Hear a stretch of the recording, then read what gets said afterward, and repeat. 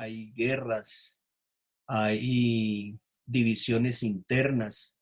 En Inglaterra, muy especialmente, los famosos, la familia York o la casa York contra la casa Lancaster. Entonces, esos son unos enfrentamientos tremendos, o sea que ese es un conflicto que quedará muy presente en la memoria de la humanidad durante los siglos siguientes. Esa confrontación entre Francia y Alemania por cuestiones territoriales, es decir, Inglaterra reclama que la mitad del territorio francés es de Inglaterra y los franceses dicen, nos morimos de la pena, esto no es territorio suyo. Ustedes quédense allá con su isla, no vengan acá a tomar aquí posición en el territorio francés. Entonces, esa fue una situación muy complicada que quiero mencionar como primer hecho político, desestabilizador y muy complicado a nivel social, repito, a nivel económico. Entonces, uno en guerra, pues, ¿cómo no se va a dar un malestar bien complicado? Y sobre todo vamos a ver cómo la situación de la iglesia en ese conflicto no fue pues para nada una posición objetiva, sino que la iglesia también como que terminó internamente dividida. Bueno, eso en cuanto a lo primero. El segundo hecho, muy semejante a lo que estamos viviendo nosotros por estos días. O sea, yo le he venido diciendo a los padres del arciprestazgo que parece que estuviéramos repitiendo el siglo XIV, porque se presenta, además de la Guerra de los 100 años, un aspecto eh, que se llamó la peste negra.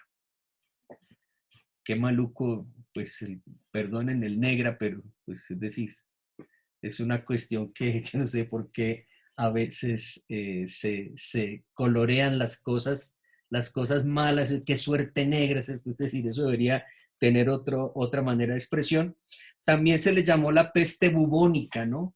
Si no, Pablo, no haga caras. Pablo Emilio, no haga caras. Bueno, entonces, la famosa peste bubónica. ¿En qué año se da la peste? Bueno, entre los años más o menos, ¿no? Son unos cálculos posibles. 1346 y 1353. O sea, estamos hablando de 7 años de gente muriéndose por la peste bubónica o la peste negra que azotó Europa. ¿De dónde venía? Recientemente, en un libro de historia, que han querido rastrear a la peste negra y dicen que también venía de China. Así que venía de China y vino de China al parecer por la llamada ruta de la seda. La ruta de la seda, pues es ese recorrido que unía por tierra al distante oriente con los occidentales. Esa ruta que recorrió Marco Polo con su padre y su tío durante meses de recorrido hasta llegar a la China. Esa ruta por la cual pasaban mercancías que interesaban mucho a los occidentales, como la seda china, que es muy, muy elegante, de muy buena calidad, las distintas especies chinas, bueno, todo eso. Y cómo se había establecido una mayor cercanía entre Oriente y Occidente debido a que los mongoles, ya te doy la palabra, eh, los mongoles habían invadido a los chinos y se los habían sometido. Entonces los mongoles habían hecho como más claro ese camino, esa ruta de la seda, entonces los mongoles permitían que los europeos fueran y vinieran, fueran y vinieran. En ese ir y venir se desata la peste en la China y llega finalmente por la ruta de la seda hasta Constantinopla, de ahí pasa hasta Europa. Tenemos más o menos idea de que en ciertas regiones, no en todas, pero en ciertas regiones, se murió el 50% de la población. en otras el 30. Se calcula que había entierros de 500 personas al día. Eh, cuando antes de que nos pasara el coronavirus, uno leía estas cosas y a uno le parecía que eso era como una exageración de los historiadores, ¿no? O sea, ¿cuándo van a decir que se van a morir 500 piscos en un día? ¿Eso cuándo? Y miren cómo España apenas está bajando de los 800 diarios. Ha tenido España, tuvo España una semana completa de muertos que iban entre los 750 y los 800. Creo que han bajado ya 500 diarios, diarios solamente en España. Así que pues ya no nos parece que eso es mentira, nos parece que efectivamente la peste bubónica produjo toda esa serie de bajas y eso, imagínense, el malestar de la sociedad es muy complicado. En guerra y con una peste, es decir, eso es el peor de los mundos posibles. Dicen que a la gente se le hinchaba la piel y que eso parecían esas hinchazones como unas manzanas grandes que le salían en el rostro, en los brazos, en la espalda, en el pecho. Cuando una persona ya parecía así llena de turupes, pocos días, mijo, ya la persona pues pensaba muerta. Alex, tú me ibas a hacer una pregunta. Tú alzaste la mano. Hola, Alex, buenos días. Tienes que ponerle el audio a tu microfonito que está en rojo. Alex, tu micrófono allá al tuyo, tienes que habilitarlo. ¿Sí ves ahí? Porque está rojito y tiene una rayita. Qué pena, padre, ¿no? Un Hola, comentario. Alex. Hola, Qué hola, pena. Alex, no. Era No, un comentario, y es que China está haciendo un proyecto hace un par de años, precisamente para retomar esa ruta de la seda, ¿no? sí, Ir señor, conociendo los 5 continentes. Y claro. como hecho, por eso, pues precisamente en este contexto también se va a olvidar, ¿no? Sí, claro, sí. No, no, Como- tienes toda la razón. Ese es el gran proyecto chino y el proyecto para llegar a ser la superpotencia universal mundial. Pues sí, yo creo que pues seguramente para allá va superando en todo caso estas contingencias de enfermedades y de contagios, ¿no? Bueno, esa es la Europa de los siglos, del siglo XIV y del siglo XV. Bien, a esos dos hechos vamos ahora a sumarle otros dos bien complicados. Otros dos bien complicados son los siguientes. Podemos decir que los anteriores son causas remotas que influyen en el malestar cultural y que van al finalmente a decir, ay, sociedad, iglesia, como causas de las reformas. Entonces, esos dos hechos serían, repito, la Guerra de los 100 años y la peste negra. Ahora miremos otros dos hechos, pero ya eh, eclesiales, dos situaciones muy difíciles para la Iglesia Católica y que tuvo que enfrentarlas entre los siglos XIV y XV. ¿Cuáles fueron esas situaciones? A la primera vamos a llamarla el papado de Aviñón. El papado de Aviñón. Algunos lo llaman la cautividad de Babilonia. O sea, recuerdan cuando los israelitas fueron llevados cautivos a Babilonia y junto a los canales de Babilonia nos sentamos a llorar con nostalgia de Sión. Bueno, pues así algunos historiadores en la época designaron o llamaron a este episodio así, como la cautividad de Babilonia. En realidad se trató de los papas de Aviñón. Miremos el fenómeno pues de los papas de Aviñón. Entonces lo primero es que yo estoy acá en Aviñón, ¿no? Todo lo que está aquí detrás mío, como pueden ver, es Aviñón. Y como tal es el lugar de residencia de los papas en Aviñón. Ahí está. Es justamente ese palacio que está ahí al fondo. Es una ciudad al sur de Francia que está relativamente cerca de la frontera con Italia. Ahí está. Entonces yo estoy aquí, a mis espaldas se encuentran el castillo papal de Aviñón. Bueno, cómo interpretamos esto. Ustedes saben que nosotros podríamos decir que la Alta Edad Media contó con el gran imperio franco que gobernó en Europa y que ciertamente organizó la iglesia del año 800 en adelante, como ya en la segunda parte de la Alta Edad Media fueron los francos, del imperio carolingio, también como se le puede llamar, fueron los mandacallar en la Alta Edad Media. En la Baja Edad Media, al comienzo, los que en cambio recibieron, digamos, el cetro y el mando fue el gran imperio otónida o de los otones.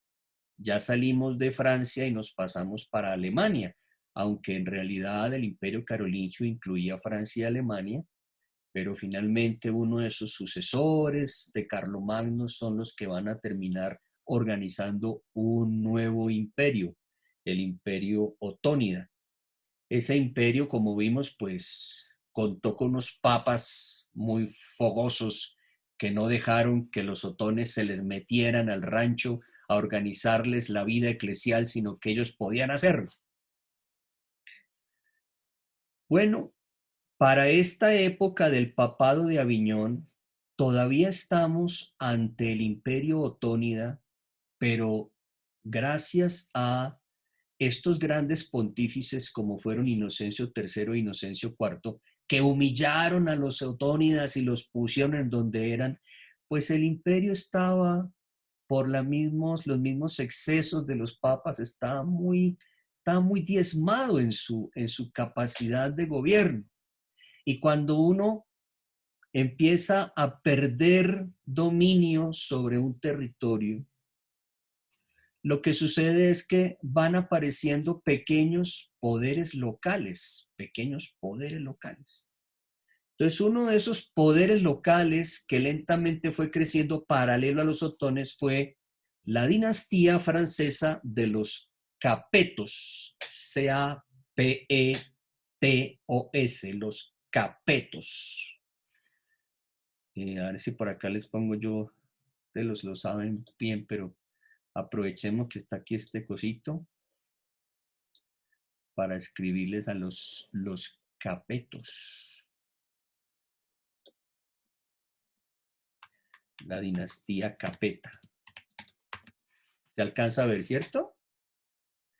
Bueno, esa dinastía Capeta, importante, se encargan del gobierno de Francia entre los siglos XIII, siglo XIV y XV, la dinastía Capeta. Sobre esa dinastía, quien esté interesado, un historiador novelista que se llama Maurice Dron, aquí les pongo aquí Maurice Dron, si no se olvida, escribe una saga muy bonita que se llama Los Reyes Malditos. Malditos. Bueno, entonces, quien esté interesado son como unos 7 libritos. No van a decir que prefieren leer la saga de Harry Potter a leer la saga de los Reyes Malditos. Ahí pueden ustedes también tener una saga muy interesante y darse cuenta de cómo esa familia lentamente, todos fueron como sufriendo y muriendo de mala muerte, porque se pensaba que los Reyes Malditos habían sido maldecidos una noche en la que perdió la vida el general de los caballeros templarios y perdió la vida porque uno de esos capetos, Felipe, unido al Papa Clemente V, le hicieron un proceso a la orden templaria acusándolos de herejes, apóstatas, cismáticos. Entonces ordenaron quemar a ese señor y hacer desaparecer la orden templaria. Y lo que le interesaba a Felipe Capeto, Bueno, que toda la platica que tenían los templarios, esa que habían venido reuniendo desde el principio de la Alta Edad Media con las cruzadas, esa platica pasara a la familia Capeta. Entonces eso, de ahí se tomó, entonces dicen que mientras se quemaba, mientras era sometido al suplicio de las llamas, el general templario, él maldijo a la dinastía Capeta y por eso Maurice Druon les llama los reyes malditos. Bueno, quito acá ya está. Bueno, quitemos este pizarrón. Vale.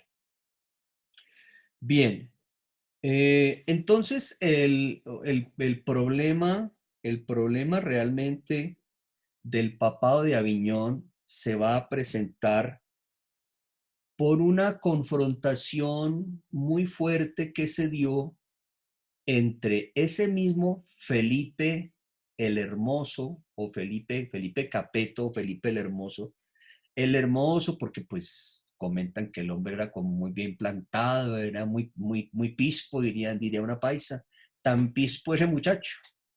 Era muy pispo, pero eso sí, yo creo que era más pispo como en esas habilidades políticas para gobernar y para someter a la gente, en fin. Entonces, Bonifacio VIII pensó que le iba a asistir a él la misma inteligencia que le asistiera a Inocencio III y a Inocencio IV. Él dijo, pues así como mis antecesores sometieron a los otones, yo también voy a someter a este. Estaba muy engañado Bonifacio VIII. Los tiempos habían cambiado y entonces ya para esa época venía creciendo también como esa idea de que la iglesia no es solamente el papa, sino que la iglesia somos todos. La iglesia es tanto la cabeza como sus miembros. Entonces allá la dinastía Capeta tenía sus asistentes, juristas, quienes dijeron, no, pues si el papa no le va a ayudar con lo que usted le está pidiendo, pues vamos a deponerlo. ¿Y qué ayuda le pedía Felipe a Bonifacio VIII?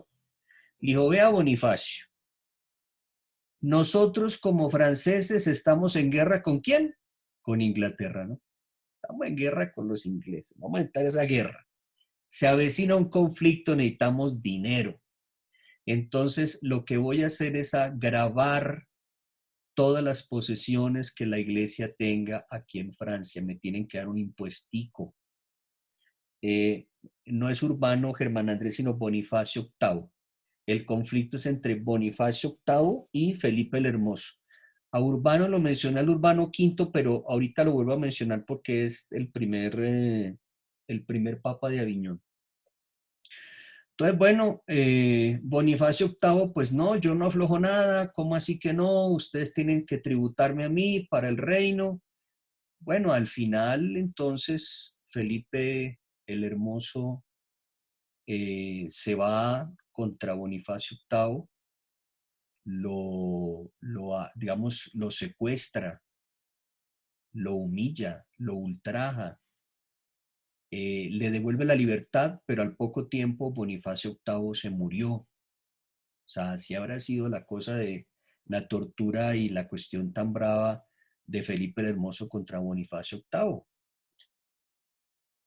Y entonces viene el cónclave y desde el primer papa que sucedió a Bonifacio VIII, de ahí en adelante los papas siguientes van a residir ya no en la ciudad de Roma, sino en la ciudad de Aviñón, que es en donde me encuentro desde acá les estoy dando la clase.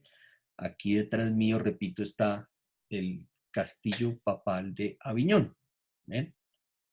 Entonces, desde ahí empezaron esos papas ahí a vivir, a vivir.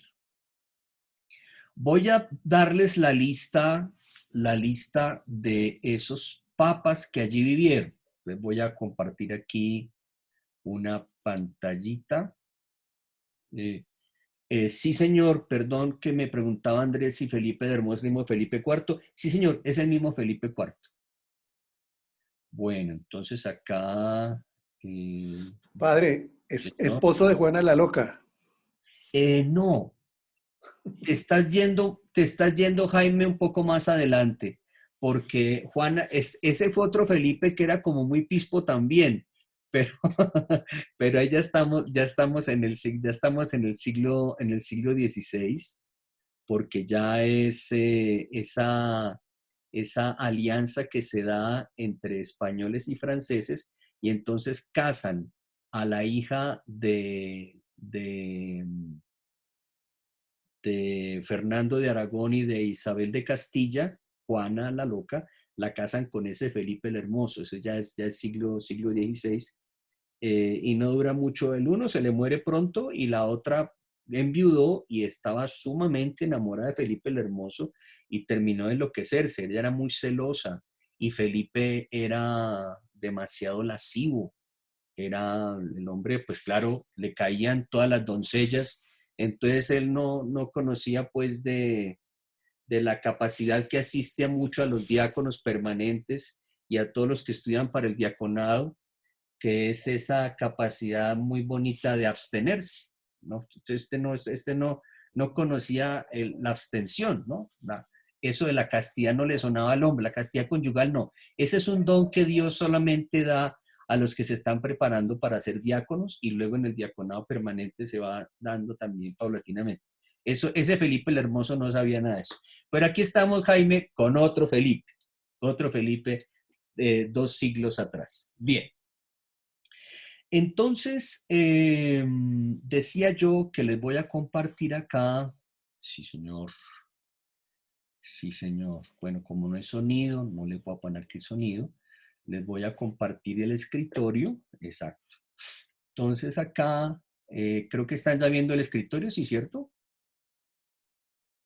Voy a ver si alcanzan a ver esta Sí, lista. padre. Sí, señor. Bueno, entonces aquí, Perfecto. ¿esto por qué no se me... Súbete, súbete, súbete.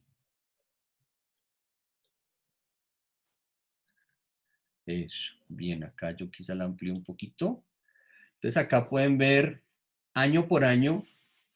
Entonces muere Bonifacio VIII en el 1303, ¿no? Todavía Felipe el Hermoso vivirá un tiempo más, hasta 1314.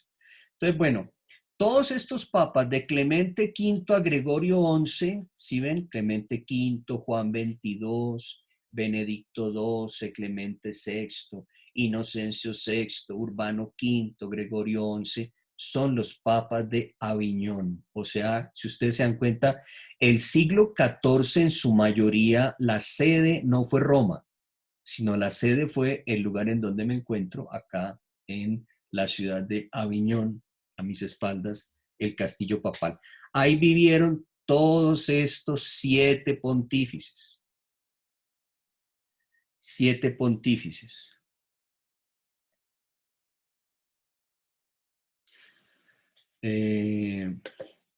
Creo tener hasta unas imágenes de ellos que ya se las voy a intentar aquí proyectar, que las tenía aquí preparaditas. Sí, sí, sí, sí. A ver, aquí están. Exacto. Bueno, entonces ven, aquí tiene una foto de Clemente V.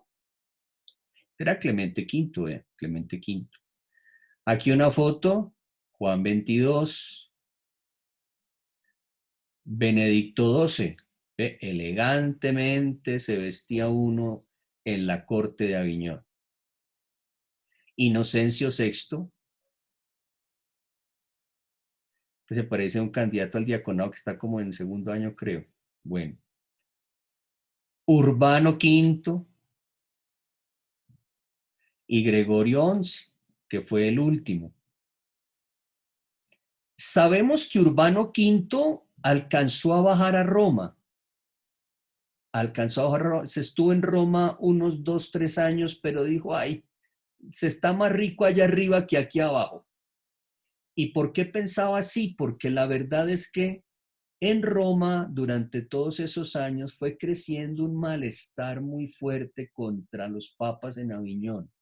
Fue creciendo un malestar, porque ustedes saben que los papas, los papas eran elegidos normalmente de grandes familias muy distinguidas italiano-romanas, sobre todo romanas. Entonces el papa, pues más que italiano, tenía que ser romano.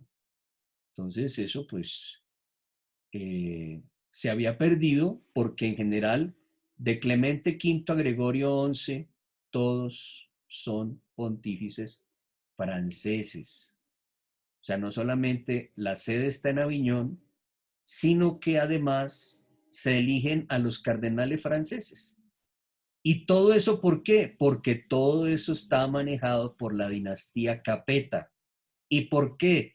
Porque la dinastía Capeta le interesa tener de su parte a los papas para enfrentar a los ingleses, porque acuérdense que siendo pontífice Benedicto XII, empezó la guerra de los 100 años. ¿Se analizan ustedes? Entonces termina el Papa siendo no parte de la solución, sino parte del problema de la guerra de los 100 años. Bueno, entonces, pero eso tal vez lo que he mencionado hasta el momento es importante, pero no lo es tanto. Me explico. Eh, Aunque fue mucho tiempo, casi un siglo, en que los papas se fueron de Roma y vivieron en Aviñón, había casos antes en que los papas habían vivido fuera de Roma. Bueno, no por tanto tiempo, pero habían vivido, tenido su sede en otro lugar. El mayor problema del papado de Aviñón, el mayor problema es justamente que la iglesia terminó al servicio de la corona francesa, de la corona capeta, que la iglesia terminó como favoreciendo la financiación de la guerra de los franceses contra los ingleses. ¿Por qué, digamos, favoreciendo? Porque estos papas, a diferencia de Bonifacio VIII, estos papas sí aceptaron las órdenes que en un comienzo dio Felipe el Hermoso de tributarle a Francia. Entonces eso se llamó como una época de fiscalismo. Entonces, ¿cuánto vale una misa? La misa vale 100 pesos. Ah, bueno. Entonces, ¿por qué tan cara? Porque es que nos quedamos aquí con 20 y le tenemos que mandar 80 al rey. Ah, bueno, entonces tome los 100 pesos. ¿Cuánto vale un matrimonio? 500 pesos. ¿Por qué tan caro? Porque aquí nos toca dejar 100 y nos toca mandarle 400 al rey. Eh, ¿Cuánto es que vale nombrar allá ese obispo? Bueno, vale tanto. ¿Por qué es tan caro? Porque, bueno, toca a la Santa Sede en Aviñón darle un regalito al Papa, pero al rey hay que mandarle una plata también. O sea, lamentablemente todo terminó reducido a una situación económica beneficiosa para Francia y necesaria para Francia para poder sostener el conflicto con los ingleses. Ahora, esta plática tampoco le sirvió de mucho porque podíamos decir que la guerra de los 100 años, en sus primeros 50, los vencedores fueron los ingleses. Solo en la segunda parte de ese conflicto, los vencedores fueron ya los franceses, pero al final no pudo hacerse otra cosa, sino ustedes allá ingleses en su isla, nosotros franceses aquí en el continente. Somos dos reinos distintos y cada uno tiene su rey y tiene su territorio. Eso todo fue lo que en eso, digamos, terminó el tema de los papas de Aviñón. Entonces acá en eso nos hemos quedado. Bien. Vamos a pasar al segundo hecho importante. A ver, aquí yo entonces voy a salirme, me voy a salir. Al cuarto. Perdón, al Una cuarto. pregunta. al cuarto. O sea, muy bien, María Teresa. Sí, señor, ¿quién me iba a preguntar? ¿José? ¿Quién? Alexander. Alexander, perdón. Diga, Alexander. Padre, es que cuando uno mira las fechas ve unos vacíos en unos años. Sí, En esos años, ¿qué pasaba? no se ponían de acuerdo los cardenales, créeme, no se ponían de acuerdo. A unos vacíos de poder. No, hicimos el cónclave, pero no nos pusimos de acuerdo. No logramos nombrar a uno, porque esas son nombramientos que se van haciendo. Primero, se hacen y se espera que el rey los confirme. O sea, tal es la injerencia, o sea, que podemos darnos cuenta que todas esas luchas que empezaron en la Alta Edad Media con Gregorio IX y los otros grandes papas que recuperaron para la iglesia la autonomía, perdón, Gregorio VII, recuperaron la autonomía. Ahora, con los capetos, la iglesia esa autonomía la perdió en sus asuntos internos, como es en la elección de un obispo, en el nombramiento de un cardenal, en el nombramiento del papa. Entonces ahí venían, claro, mira, entre Clemente V y Juan, 2 años en los que realmente no hubo acuerdo. ¿Quién gobernó? No cabe duda, los capetos. Los capetos. Ah, listo, padre. Gracias. Estaban gobernando ahí, exactamente. Entonces ellos, y ahí, bueno, en fin, entonces esa es la respuesta que tengo para dar. Gracias, padre. Bueno, muy bien, Alex. Ok. Entonces voy a salirme yo de esta, salgo para volver a entrar. Ahorita de nuevo, así, dejado. Ya. Ahora aquí volvimos. Bueno, muy bien. Padre, una pregunta. Señor Andrés, ¿es Andrés? Sí, padre. Andrés, es como no te veo, pero sé que estás ahí. Las fechas que vimos son las fechas del periodo de los papas. Sí, Pero las señor. fechas del periodo del papado de Aviñón, ¿cuáles serían? Sí, justamente la que va, los papas de Aviñón, la residencia estable de los papas en Aviñón va desde el año 1305 al año 1370 y parece que es como hasta el 77 porque el Gregorio XI ya vino a Roma y aquí se murió. Entonces, podemos decir claramente fueron 70 años el tiempo que duró ese fenómeno, esa coyuntura, la presencia de los papas en un lugar distinto de Italia y distinto de Roma. Que ese decíamos, pues no es tanto el problema.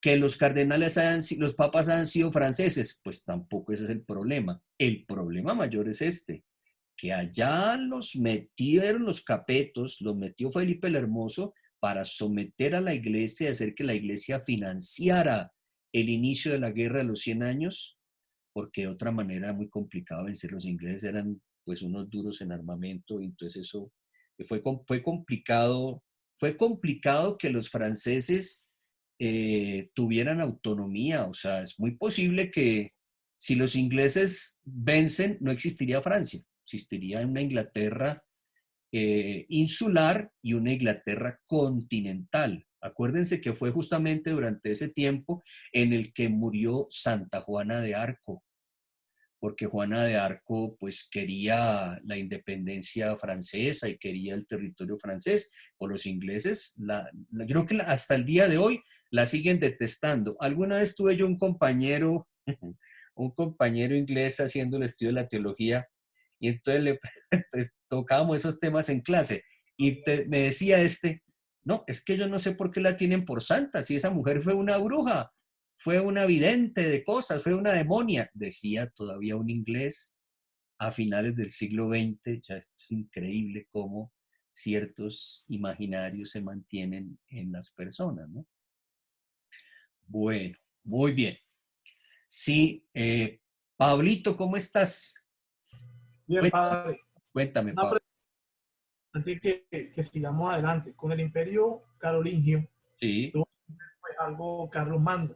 sí, Cuando él señor. muere, sacaba los sueños de ese estado, pero al mismo tiempo, transcurrió un tiempo, y este imperio se divide en dos, que es el Imperio de Francia y el Imperio de los romanos germánicos.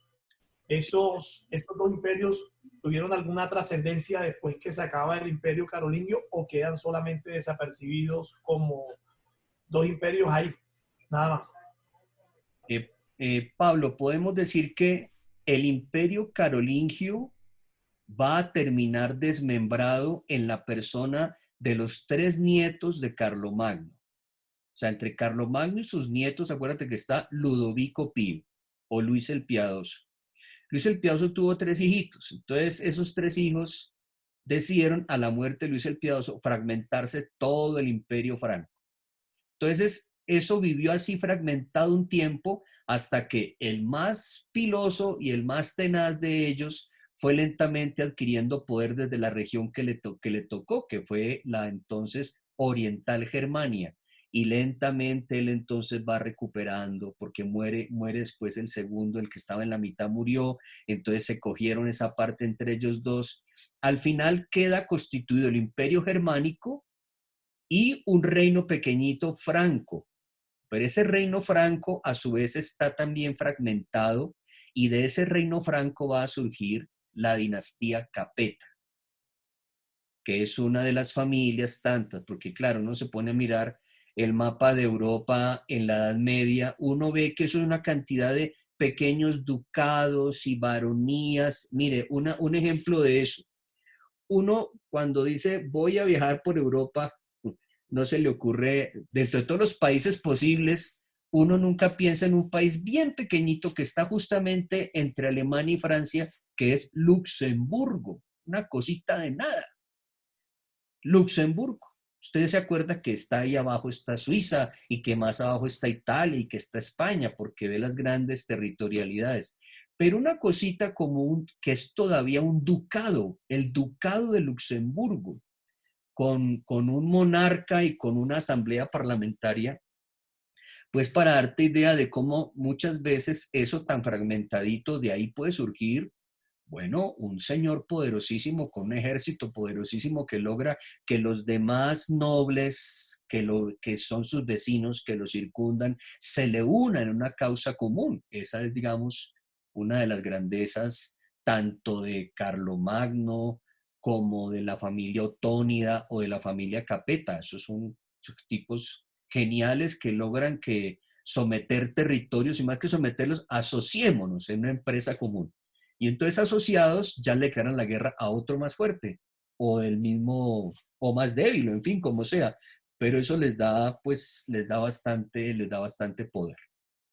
Entonces, pero aunque estén los capetos, Pablo, el imperio germánico sigue. Allá en Alemania sigue, está muy diezmado, pero allá sigue el imperio germánico. Y al imperio germánico vamos a deber que si no es por el imperio germánico, la tragedia del 4.º episodio que vamos a mencionar en esta telenovela no hubiera tenido un feliz resultado. Entonces, es a lo que yo quiero pasar a continuación. Muy bien. ¿Alguna otra pregunta? Entonces, recuerden que hemos visto Guerra de los 100 años. Tremendo. Una cosa, pues, tan extensa. Una guerra no puede durar tanto. Dios mío, cuántas violaciones. Eso no se hablaba en la época, pero cuántas violaciones a los derechos humanos habrá habido, Virgen Santa. Guerra de 100 años. Guerras internas en Inglaterra y en Francia. La peste, tremenda. El exilio de Aviñón o los papas de Aviñón. Vamos a pasar entonces a un cuarto tema, el llamado cisma de Occidente. El cisma de Occidente.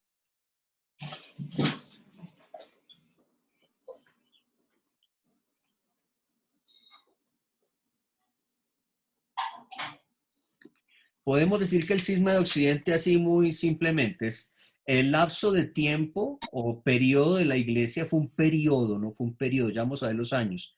Fue un periodo de la iglesia en el que el poder papal quedó dividido.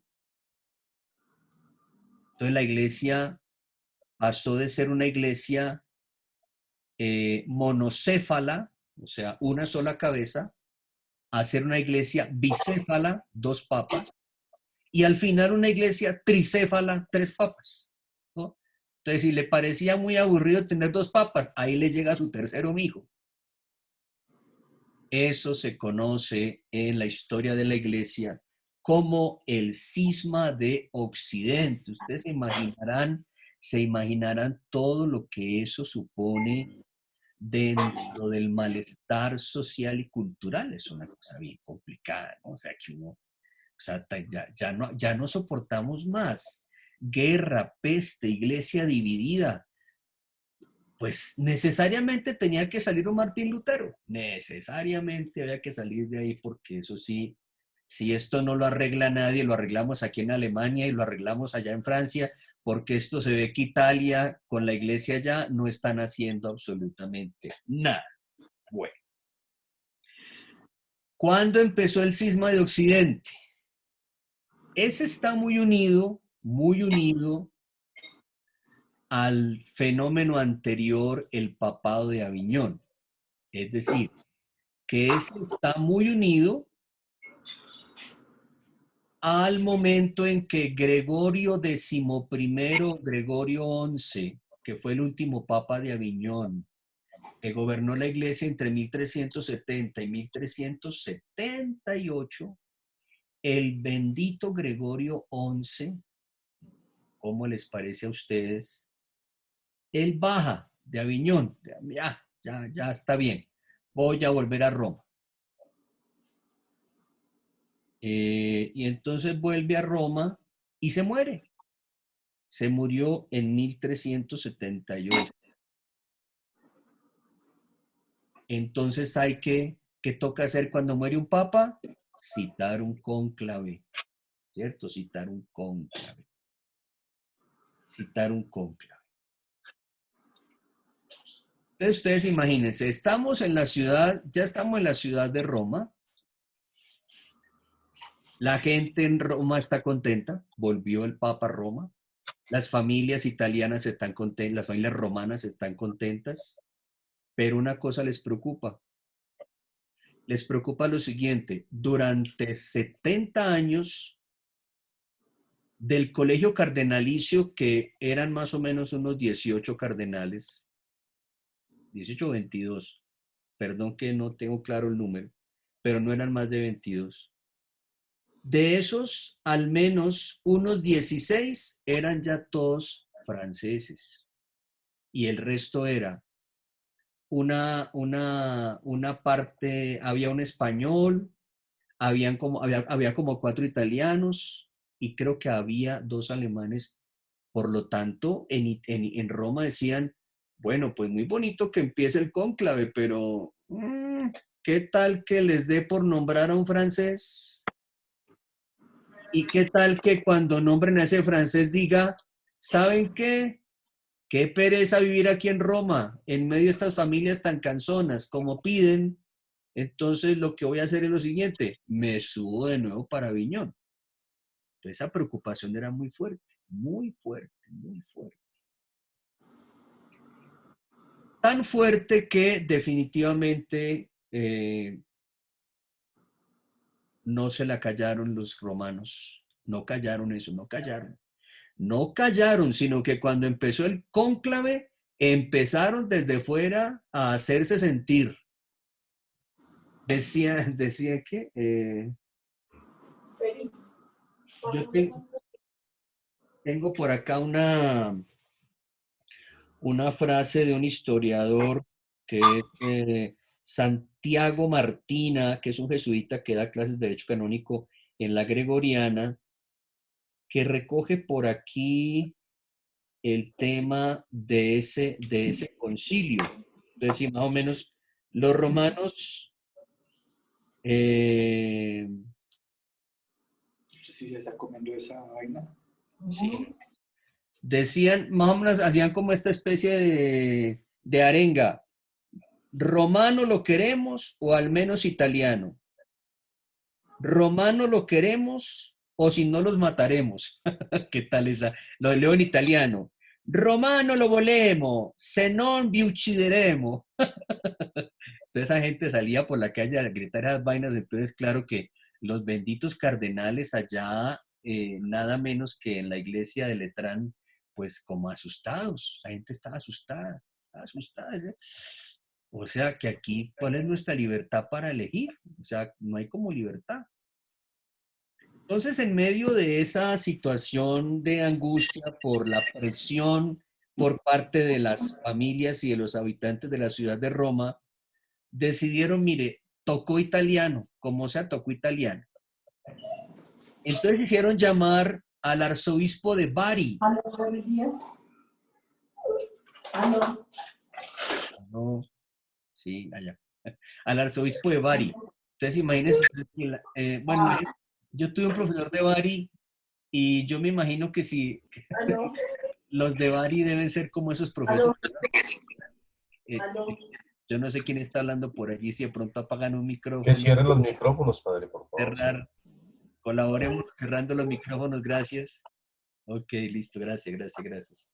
Creo que era el Everneycito, gracias, gracias por cerrar. Bueno, entonces imagínense ustedes pues que hacen llamar al arzobispo de Bari, le ¿Aló? dijeron eso, mire, a usted lo vamos a usted lo tenemos pensado aquí para nombrarlo. Usted como no es cardenal, pero venga y suba a Roma. En Bari la gente siempre es un poco fogosa, ¿saben ustedes? Yo conocí a algunas personas de Bari y me parecían como muy fogosos, muy pasionales, una gente, pero fuerte, ¿no? Muy fuerte. Espero que no haya ningún santanderiano, porque yo pues tengo orígenes santanderianos, entonces sabes el estadio no del santanderiano, entonces los de Bari tienen mucho de santanderiano. Bueno, entonces bueno, allá llegó el bendito arzobispo de Bari, Bartolomeo Prignano se llamaba.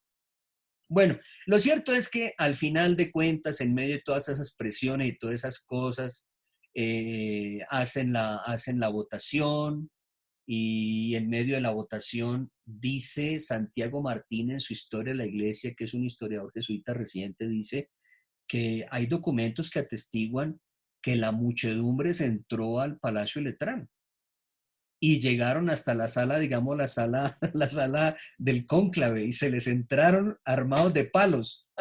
Esto hace acordar del concilio de Nicea, que el concilio de Nicea también contra quién fue, a ustedes ayúdenme a recordar. ¿Contra quién fue el concilio de Nicea? A ver, ustedes tienen buena memoria, muchachos. ¿Mm? ¿Qué tanto nombre, no? Contra. ¿Contrario? Exactamente, el arrianismo. Entonces dicen que los monjes del monte Athos bajaban a Nicea armados de palos también para obligar a que los padres conciliares realmente declararan la herejía de Arrio. Bueno, bien, pero volvamos acá siglos después a la ciudad de Roma. Estamos en el Palacio de Letrán y entonces están los cardenales muertos del susto y con la muchedumbre encima de ellos, finalmente queda elegido pues este arzobispo de Bari que toma el nombre de Urbano VI. Urbano VI. Entonces, bueno, pues el hombre aceptó, listo, qué Urbano VI, qué maravilla, qué bueno. Entonces aquí yo sigo, ya voy a seguir aquí tranquilamente gobernando en Roma, no se preocupen. Volvió la sede a Roma, tranquilos. Pero como el Urbano VI, siendo de Bari, era como ese carácter como tan fuerte, ¿cómo les parece a ustedes que al día siguiente de ser nombrado papa, arremete contra los mismos cardenales que lo nombraron? O sea, se fue contra ellos. Ustedes que se mantienen allá en esa sede de Aviñón, comiendo como marranos, haciendo lo que les da la gana, viviendo en medio de lujo. Bueno, el hombre, es decir, arremetió contra esa gente en una verborrea terrible, tanto que al cuarto, quinto día, los cardenales dijeron, no, a este pisco no se le aguanta a nadie. O sea, aquí no me aguanto más. Yo me voy. Entonces se fueron para Aviñón. Cogieron camino los benditos cardenales para Aviñón. Y por el camino entonces dijeron, la vamos a hacer, porque ahorita nos quedamos, ¿cómo nos va a sacar? Nos sacó a gorrazos de Roma tratándonos mal y pues, tampoco. Entonces, ¿cómo les parece a ustedes que al llegar a Aviñón se ponen en contacto con el rey y buscan la asesoría de varios juristas y llegan a la siguiente conclusión, Conclusión de la cual surgió una declaración pública. Los abajo firmantes declaramos: 1. Considerando que la muchedumbre en Roma nos amenazó.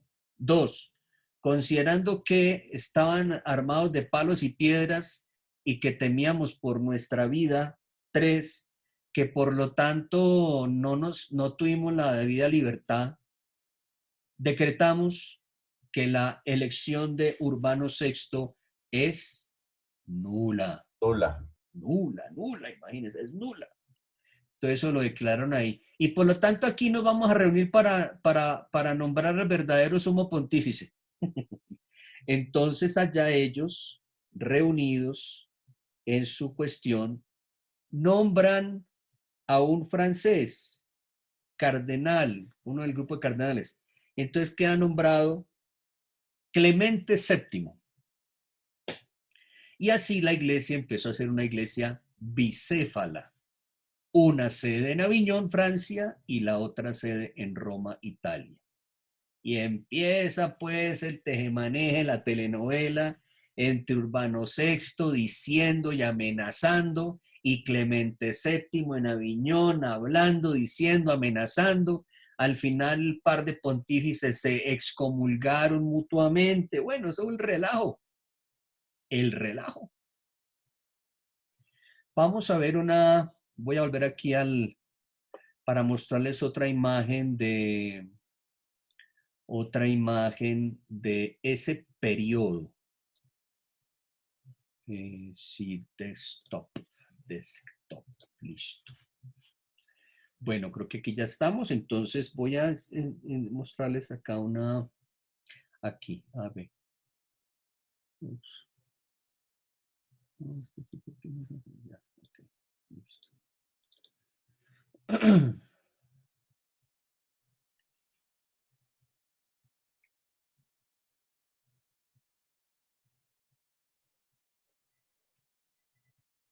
Que me abrió y no sé, algo. Aquí ya me ha visualizado, pero no se me quiere visualizar. Hay aquí. ¿Alcanzan a ver? Pero la abro un poquito más. Así. ¿La pueden ver? Sí, más o menos, ¿no? Más o menos. Entonces aquí encontramos Gregorio XI, aquí al comienzo, ¿lo ven? Con el cursor. Gregorio XI. Este es el último papa de Aviñón, que regresa a Roma y en el año de 1378, ¿qué le pasa al muchacho? Murió. Entonces se cita el cónclave. Y entonces viene la elección canónica de Urbano VI. Cuando Urbano VI muere, le sucede Bonifacio IX, siempre en Roma. Cuando muere Bonifacio IX le sucede Inocencio VII, siempre en Roma. Y cuando muere Inocencio VII le sucede Gregorio XII, siempre estamos en Roma. Esta es la lista de los papas, ¿no? Los papas, la de color verde. Pero paralelamente en Aviñón, aquí arribita la lista azulita, ¿recuerdan? Entonces los cardenales. Entonces Clemente VII, cuando muere, le sigue Benedicto XIII, siempre en Aviñón. ¿Se dan cuenta ustedes que estamos ante un periodo de 40 años? Si ustedes 40 años, por no decir es media vida, en la que uno no sabe a quién obedecer. Porque miren, hasta los santos están aquí repartidos. Del lado de Urbano VI está Santa Catalina de Siena. Y de estos de acá. Feliz porque volvió el Papa a Roma. Ella misma a Urbano VI, por aquí está citada, hay una fuente de Santa Catalina, que cuando Urbano VI hablaba como con esa fuerza y ese imperio, Santa Catalina le hacía respetuosamente, amablemente, unas sugerencias que tuviera mucho cuidado con la manera, con el modo. O sea, no es que lo que dijera estuviera mal, sino el modito, el tono cantado como tan firme, como tan fuerte. Santa Catalina le sugería eso, que no se expresara así Urbano VI. Bueno. Mientras que aquí arriba, con Clemente VII y Benedicto XIII, aquí no estamos muchachos ante malos y buenos, sino ante situaciones históricas complicadas. Aquí arriba en Francia, San Vicente Ferrer, que llegó a ser inclusive confesor de Benedicto XIII. Él confesaba al Papa Benedicto XIII, lo absolvía, toda la cosa. Al final como que ya comprendieron bien el problemón en el que estaban. Entonces San Vicente Ferrer como que le retiró sus afectos, con miras a que finalmente todos aceptaran buscar solución a esta cuestión. Bueno, ¿cómo se empieza a solucionar esto? Si es que, bueno, sí. Como ven, fueron pasando todo este tiempo. ¿Cómo se intentó solucionar? De la siguiente manera.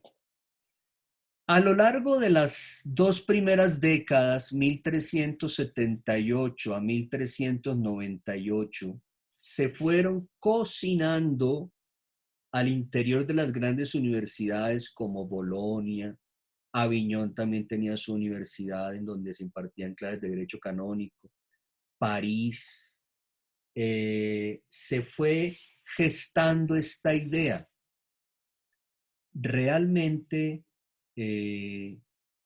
la iglesia no es solamente el Papa, sino que la iglesia son también todos los que la integran. Y por lo tanto, aquí no hay como un poder del Papa monolítico, sino que es el Papa con los obispos. Y es la iglesia, los eclesiásticos junto con los laicos. Entonces tiene que haber una manera de poder acabar con esta división, y es que vamos a convocar un concilio. ¿Cómo así que vamos a convocar? ¿Acaso los concilios no los convocan los papas? En este caso, ninguno, ni el de Aviñón ni el de Roma, pueden convocar concilio alguno porque hay una situación de ilegitimidad, hay una situación muy complicada. La única manera es que los dos terminen renunciando y que de un concilio salga un papa nuevo. Entonces, eso logra finalmente, esa tesis se llamó la tesis del conciliarismo, muchachos. Tesis del conciliarismo. ¿Qué quiere decir esa tesis? Que el concilio está por encima del Papa. Imagínense, estos siempre fueron, porque no es que la cosa terminó acá con el nombramiento de Martín V al final, sino que Eugenio IV, que le sucedió, va a sufrir el tema del conciliarismo porque los concilios de Basilea y Ferrara se fueron contra el Papa en nombre de la misma tesis. No, es que usted pone a circular una tesis, mi hijo, una idea, y vaya después de saque a la gente esa idea, no se la saca nadie de la cabeza. Entonces, como por esa idea se solucionó el cisma, esa idea siguió ahí. Y entonces Eugenio IV, años más adelante, tendrá que enfrentarse contra un concilio. Y el Papa resistió. Si no, mijito, hoy en día la Iglesia Católica, bueno, sería tal vez menos monárquica, ¿no? Aunque digamos que no es una monarquía exactamente semejante a las monarquías absolutas, sino que es una cierta monarquía conciliar, en el sentido de que el Papa cuenta con los cardenales, cuenta con el sínodo de obispos, con el concilio, entonces hay un poco más de cuestión comunitaria. Hoy en día, miren ustedes, aquí tengo mi código de derecho canónico, Canon 1372, quien recurre al concilio ecuménico, al colegio de los obispos, contra el romano pontífice, debe ser castigado con una censura. Las censuras son la excomunión, el entredicho o la suspensión si es un clérigo. Canon 1372, rezagos de este periodo que estamos estudiando. O sea, hoy en día es una pena eclesiástica recurrir al concilio, pero en aquellos años que van de 1378 a 1418, esa era la tesis defendida. La que hoy está condenada en el código, entonces era la tesis que valía para poder solucionar. Entonces, bueno, año 1408, es decir, a 30 años de cisma, del 1378 al 1408, reúnen el primer concilio. ¿Quién lo reúne? Los cardenales. Ningún papa lo podía. Entonces se reunió un concilio en Pisa.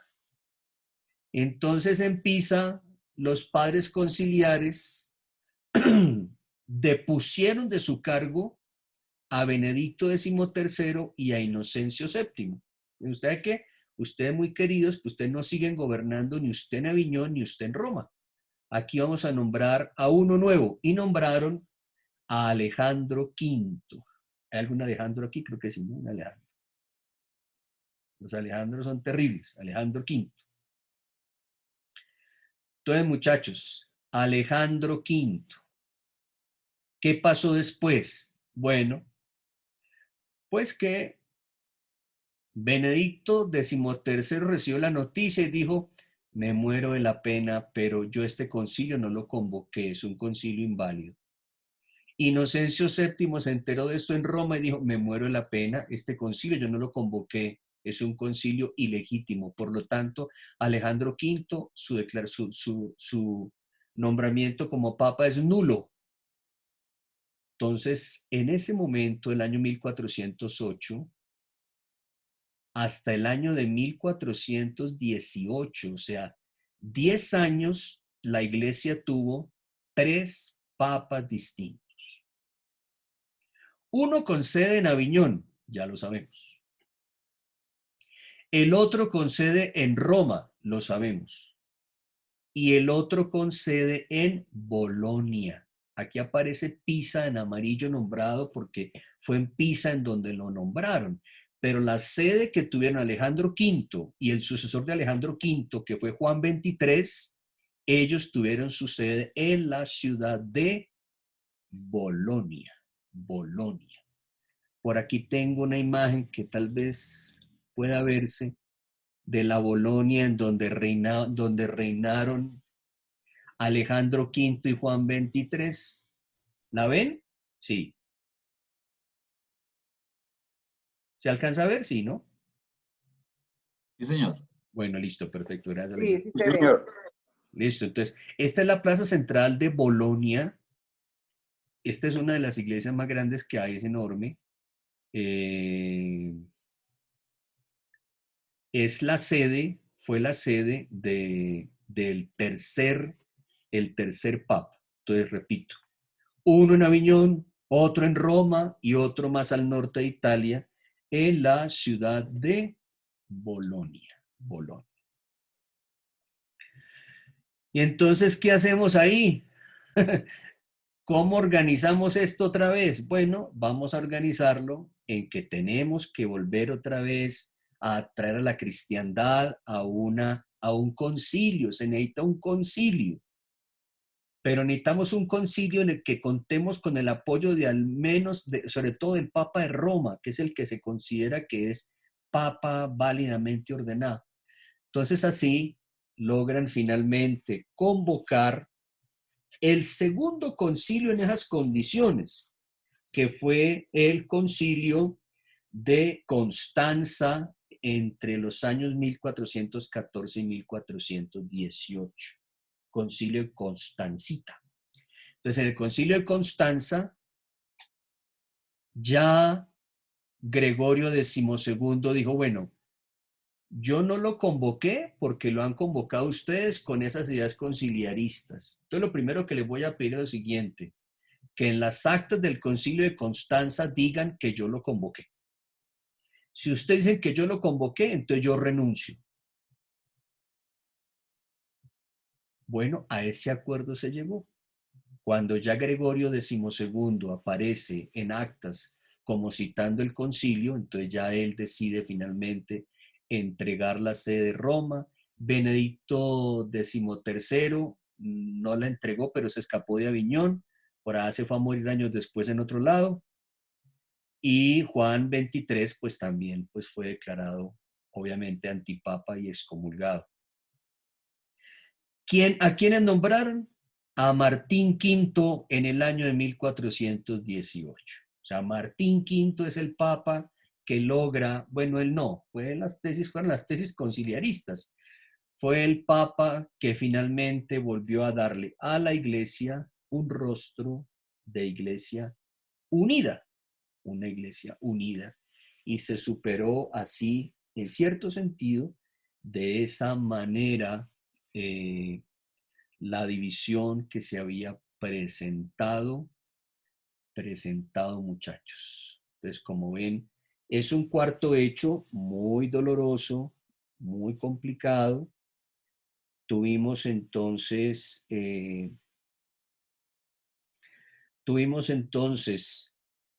cuatro papas durante ese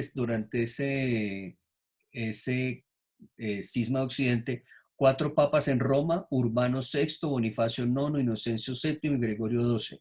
En Aviñón tuvimos dos, Clemente VII y Benedicto XIII, y en Bolonia tuvimos dos al final, Alejandro V y Juan XXIII. Es un periodo de la iglesia muy interesante para estudiar, o sea, bien lleno de cosas, de detalles. El que esté débil en la fe, mejor no se meta en eso. El que tenga realmente firmeza, estudie, que es un periodo muy interesante. Eso es el otoño de la Edad Media. ¿Ven cuántas cosas entre los siglos XIV y XV? Tremendas. Y a eso habrá que sumarle, la próxima vez que nos veamos, un poco del tema renacentista, porque miren, el tema del renacimiento es un tema que pues es muy bonito, de él se habla tanto, que ya Dios no es el centro, sino que el hombre es el centro y todo aquello, y vaya y viene, y entonces se recupera otra vez la estética grecorromana, y entonces viene otra vez como un dominio de lo estético por encima de cualquier otra consideración. Entonces ya los papas del Renacimiento, que empiezan, bueno, hay que embellecer, o sea, todo se está poniendo como muy bonito. Mire, por ejemplo, allá en Florencia, los artistas como tienen de linda Florencia, Roma no se puede quedar atrás, mijo, entonces vamos a hacer también, a embellecer a Roma, porque se acerca el año 1500 y es un año, por lo tanto, de indulgencia y de peregrinación a Roma. Entonces nos toca recoger plática, porque vamos a poner bien bonito esto aquí. Vamos a organizar San Pedro bien bonito, porque Miguel Ángel nos cobra platica por hacernos la cúpula. Entonces, ¿cómo hacemos? Entonces empiezan, mi hijo, a pedir plata a la iglesia desde Roma, y de ahí entonces un buen día llegaron a Alemania y empezaron a ofrecer las tales indulgencias tarifadas. Da una monedita aquí, que el Papa te va a garantizar que si has llevado una mala vida, tranquilo, tranquilo. La indulgencia te va a asegurar la salvación.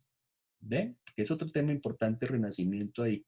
Entonces ustedes se imaginarán, ya la gente dice, pues esto, al fin el Papa y Roma y todas estas cosas.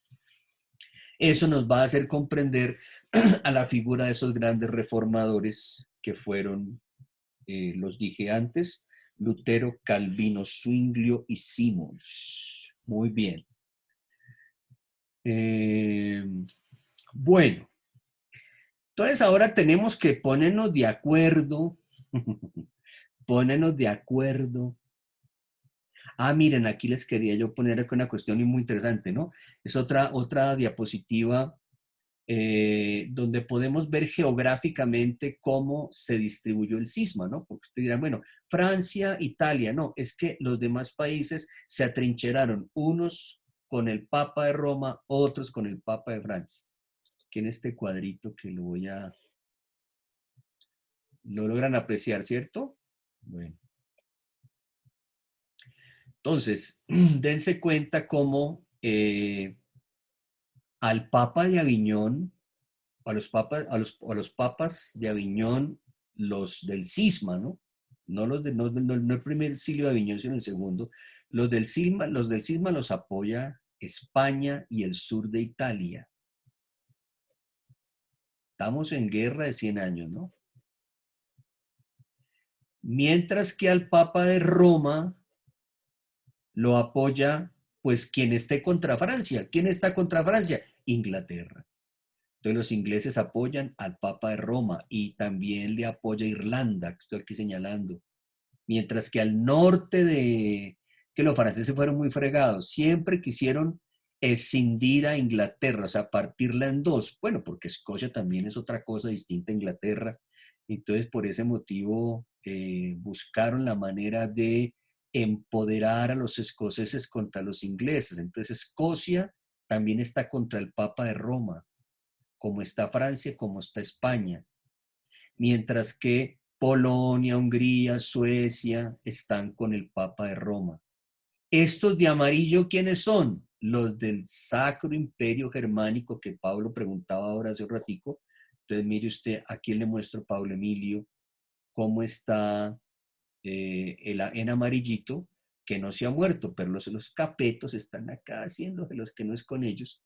Entonces, sabemos finalmente que aunque el Concilio de Constanza aparece en actas que lo convocó en su momento el Papa Gregorio XII en Roma, realmente el concilio lo convocó el emperador Segismundo del Sacro Imperio Romano Germánico. Gracias al emperador, porque el emperador también tuvo que ponerse firme con estos, firme aquí con el de Aviñón, aquí con el de Bolonia y aquí con el de Roma. Vamos a superar este cisma vergonzoso de Occidente. Muy bien. Salgo de mi... Bueno. Examen para la semana que viene. Va a ser de la siguiente manera, muchachos. Bueno, yo pues creo que trataré un poquito el tema, la primera parte de la clase. Ustedes van a enviarme un audio por WhatsApp en audio. Mándenmelo a mi WhatsApp. Me lo mandan al mío, no lo publiquen en el WhatsApp de la clase, sino me lo mandan al mío. Un audio en el que me van a, por favor, ese audio, a ver, yo cuánto tardaría aquí, a ver, muchachos, perdón, sí. Son 3 preguntas, ustedes me las van a responder en ese audio. ¿Se ve bien? Sí, sí, claro. Bueno. Y 3 preguntas para grabar en un audio. Yo diría que máximo unos 3 minutos o 4, máximo 5 minutos. Por eso mejor escriban y ustedes escriban y leen y se graban lo que leyeron. 3 preguntas de todo lo que hemos visto hasta ahora. Primera, ¿qué significado tiene el siglo IV en la historia de la iglesia? Fácil, mogollo, fácil de decir. Segundo, ¿cuántas y cuáles fueron las nuevas formas de vida consagrada en la Edad Media? ¿Recuerdan que fue algo de la clase pasada? ¿Cuántas? Entonces, pues, ojalá no van a caer en este error, aunque ahí le estoy yo ayudando. Decir, ay, sí, mira, aquí los cistercienses salen los camaldules. No.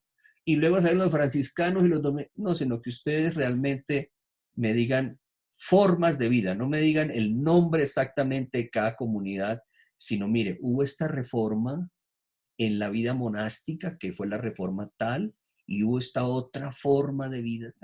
Entonces, fueron tantas y cuáles, ustedes me dicen, fueron estas, eso es facilísima, es la más fácil.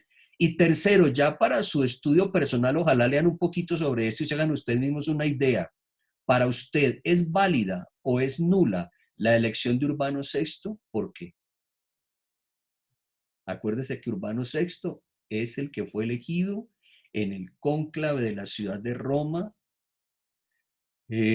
cuando cesó el exilio de Aviñón, y entonces fue cuando el pueblo romano empezó a atemorizar allá. O sea, usted cree que, porque los historiadores, le cuento, no se han puesto de acuerdo sobre eso. Obviamente Urbano VI está dentro de la lista de los papas, ¿qué tal que no? Pero los historiadores que miran cosas y se han hecho cada uno una idea. Obvio que si el historiador es italiano dirá, no, eso es válido, ese nombramiento, claro. Pero si el historiador es francés, dirá, esa elección realmente fue nula. Ese papa no era el papa, pero igual quedó. Ustedes, ¿por qué creen? ¿Es válida o es nula? Y me explican por qué. Vean, muchachos, eso es un audio de 3 minutos nomás.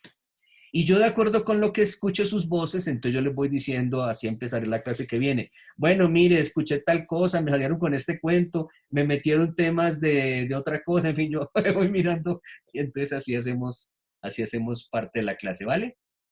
Bueno, chicos, pienso que con esto aquí dejamos ya. Me da mucho gusto saludarlos. Creo que estuvieron todos, ¿cierto? ¿Ninguno faltó? No, porque ¿para dónde van a coger? Hoy es día par y los hombres no pueden. Hoy es día impar, los hombres no pueden salir a la calle. Estamos días cerrados. Hombres no pueden salir a la calle hoy. No, solo yo. Pero María Solo Teresa, yo. juiciosa estuvo. Bueno, muchas gracias. Gracias por su atención. Gracias, Padre Omar. Gracias, Padre. Gracias, Padre, padre. ¿puede compartir por Gracias, favor el padre. video? Gracias, Padre. Está terminada, aquí está terminada la grabación. Cuando termine, entonces ya yo lo que hago sería La bendición, Padre. como a YouTube. Que el Señor los guarde, los proteja en medio de esta adversidad y los bendiga. En el nombre del Padre, del Hijo, del Espíritu Santo. Amén. Chao, muchachos. Gracias, Padre. Chao, chicas. Padre, muchas gracias.